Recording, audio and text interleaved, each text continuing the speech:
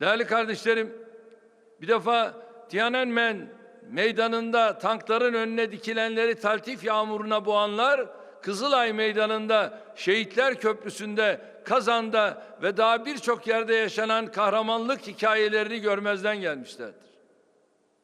Çıplak elleriyle tankları durduranlar, uçaklara, helikopterlere meydan okuyanlar, bu çevrelerce ademe mahkum edilmişlerdir. Ben burada sadece empati eksikliğinden bahsetmiyorum. Çok daha vahim bir durumdan, yani kayıtsızlıktan, umursamazlıktan, hatta darbenin başarılı olmasını ummaktan bahsediyorum. Bunları da biliyoruz. Kimler olduğunu gayet iyi biliyoruz. Maalesef aynı ikircikli tavır darbeciler karşısında aldığımız yasal tedbirler konusunda da devam ediyor. Terör örgütleri ve onların mensupları için gösterilen hassasiyet, darbenin en büyük mağduru olan milletimizden, şehit ve gazilerimizden esirgeniyor.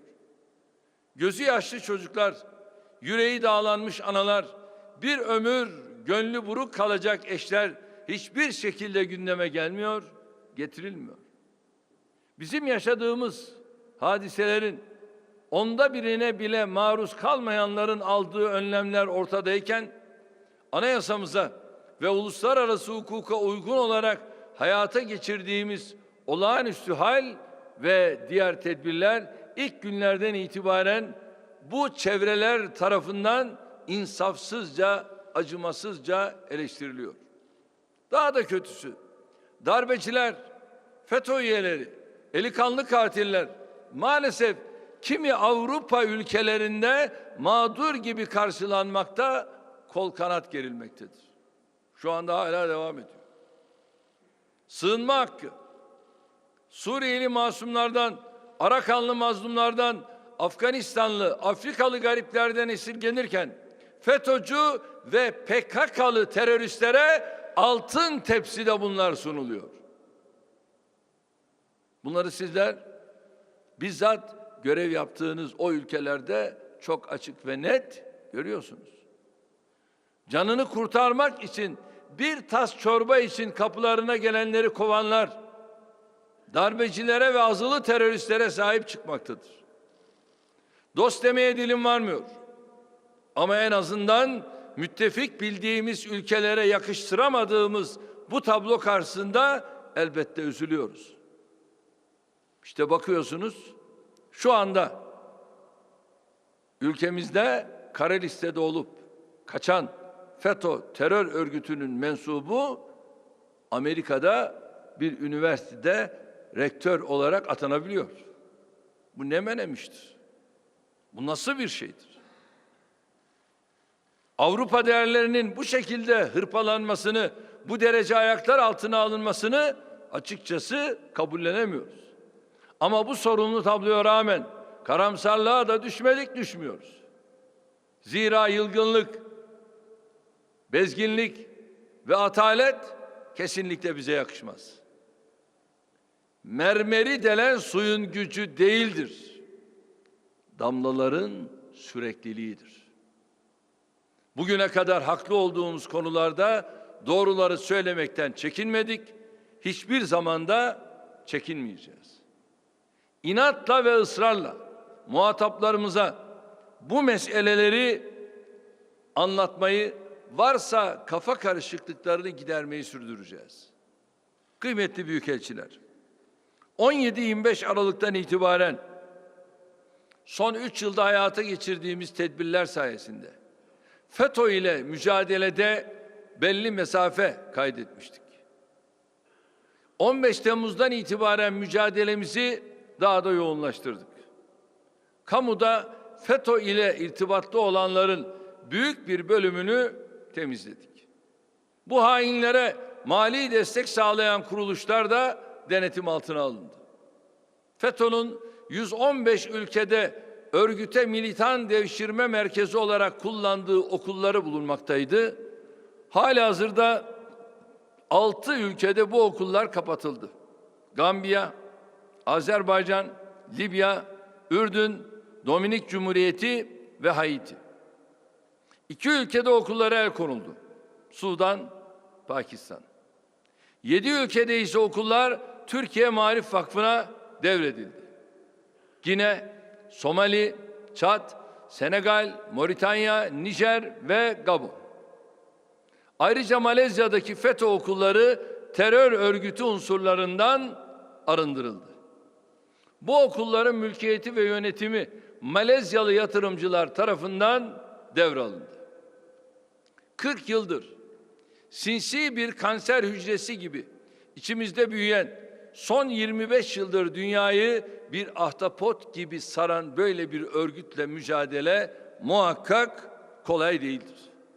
Bu mücadele uzun zaman ve mesai alacaktır. Ama biz asla pes etmeyecek, rehavete kapılmayacağız. FETÖ'nün manipülasyonlarına ve süreci sulandırma çabalarına karşı daima müteyakkız olacağız.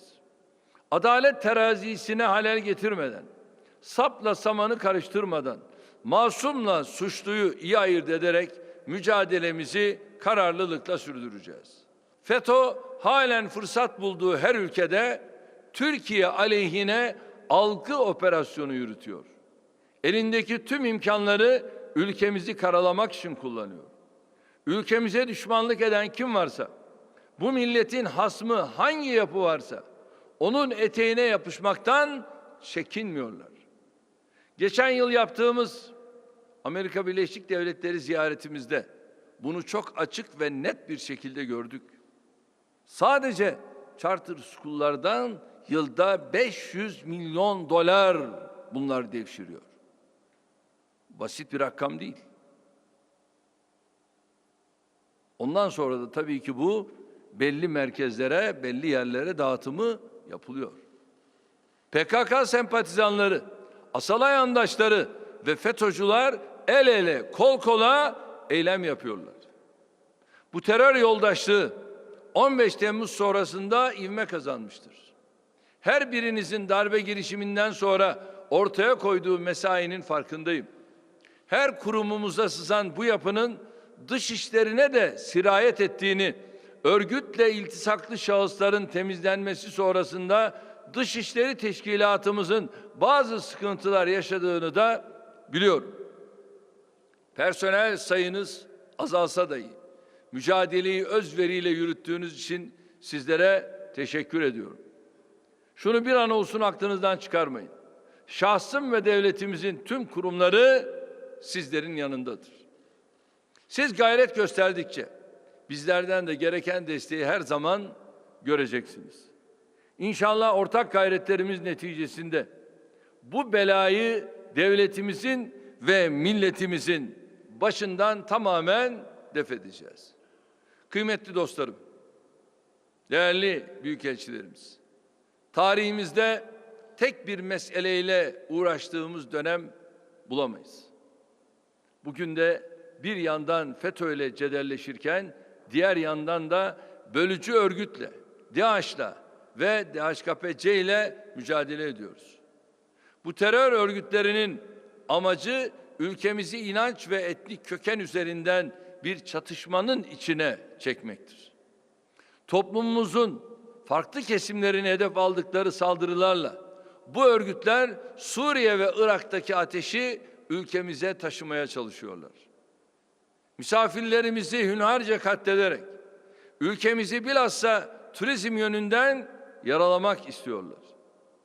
Tüm gayretlerine rağmen, tüm pervasızlıklarına rağmen medya, siyaset, akademi içindeki bazı kendini bilmezlerden aldıkları açık desteğe rağmen hamdolsun şimdiye kadar bunu başaramadılar. Her terör hadisesinden sonra milletimiz daha çok kenetlendi. Birbirine daha çok sarıldı. Basireti ve ferasetiyle fitne odaklarının girişimlerine prim vermedi. İnşallah bundan sonra da muvaffak olamayacaklar. Burada şu noktanın altını özellikle çizmek istiyorum. Birileri ısrarla en fazla Müslümanlara zarar veren, elinde en çok Müslüman kanı olan DAEŞ'in terörü üzerinden İslam düşmanlığı yapıyor. Ekonomik ve siyasi sorunları çözmekte başarısız olan kimi batılı siyasetçiler adeta can simidi gibi bu istismara sarılmış durumdalar. Bunun da etkisiyle Avrupa'da insanlarımızın ibadethanelerine, iş yerlerine, kurumlarına yönelik saldırıların arttığına şahit oluyoruz. Açık ve net söylüyorum. Bunun adı ateşle oynamaktır. Batıda yükselen kültürel ırkçılık, altını çiziyorum, bu ülkelerdeki Müslüman azınlığın güvenliği hususunda endişelerimizi ciddi olarak artırmaktadır. Değerli büyükelçiler, 2016 dış politikamız açısından çok yığın ve yoğun bir yıl olmuştur. İstanbul'da düzenlediğimiz 13. İslam Zirvesi'nde İslam dünyasının öncelikli konularını ele aldık. Dünya Enerji Kongresi'ni de yine Türkiye'de gerçekleştirdik. Mayıs ayında düzenlediğimiz tarihin ilk Dünya İnsani Zirvesi'ne 9.000 kişi katılmıştır. Birleşmiş Milletler'in merkezi New York dışında yapılan en büyük Birleşmiş Milletler Zirvesi'ni başarıyla İstanbul'da gerçekleştirdik. Bu etkinliğin hemen arkasından en az gelişmiş ülkelerin liderlerini yine ülkemizde ağırladık. Öte yandan sağladığımız dış yardımlarla dünyada milli gelirine oranla en çok insani yardımda bulunan ülke olduk. Dünyanın en büyük mülteci nüfusuna 3 milyon mazluma kapılarımızı açtık. Ekmeğimizi, aşımızı, işimizi onlarla paylaştık. Suriye'de akan kanın durdurulması için biz seferber olduk. Dünya yaşanan acıyı sadece seyrederken biz diplomasimizi barışın, istikrarın ve insani değerlerin hizmetine sunduk. Biz, evet, Akdeniz'in kıyılarında Aylan bebeğin sadece orada kıyıya vurmuş cesedini kucaklamış gelen jandarmanın resmiyle ağlama fotoğrafları çektirmedik. Ümran bebekle buna benzer şeyler yapmadık. Tam aksine biz onlara nasıl elimizi uzatabiliriz, onlarla bu acıyı nasıl paylaşabiliriz, bunun derdiyle dertlendik. Son olarak 45.000 Suriyeli kardeşimizin Halep'ten çıkarılması için geceli gündüzlü, evet, bir diplomasi yürüttük. 2017 yılında siyasi çözüm sürecinin önünün açılabilmesi umuduyla şu anda tarihi adımlar atmış bulunuyoruz. Rusya ve İran'la Moskova'da düzenlediğimiz toplantı ve diğer görüşmelerle Astana sürecinin zeminini hazırladık. Şu an devam eden ateşkes kırılgan olmasına ve pek çok ihlallerle karşılaşılmasına rağmen çok önemli bir fırsat penceresidir. Uzun bir dönemden sonra Suriye'de siyasi süreç aracılığıyla barışın sağlanması noktasında bir umut belirmiştir. Bunun heba edilmemesi için çalışmaya devam edeceğiz. 15 Temmuz hain darbe girişiminden yaklaşık 40 gün sonra Fırat Kalkanı Harekatı'nı başlatarak DAEŞ terör örgütünü sınırlarımızdan attık. Şüphesiz şehit haberleri hepimizin yüreğini dağlıyor. Ama operasyonlarımız DAEŞ'e tarihinin en büyük zayiatını verdiriyor. DAEŞ'e karşı kurulan uluslararası koalisyonun bu süreçteki ataleti ise gerçekten ibretliktir. Son dönemde DAEŞ ile mücadele konusunda maalesef müttefiklerimizin ve koalisyon odaklarının sınıfta kaldıklarını ifade etmek istiyorum.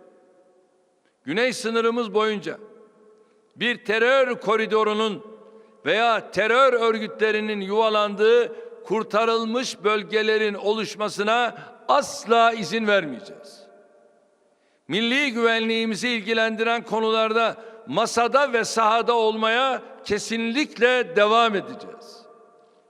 Öte yandan Irak'taki gelişmelere de kayıtsız kalmadık, kalmıyoruz ve kalmayacağız. Nitekim işte dün akşam Başbakanımız 2 günlük bir seyahat için Bağdat ve Erbil'deydiler.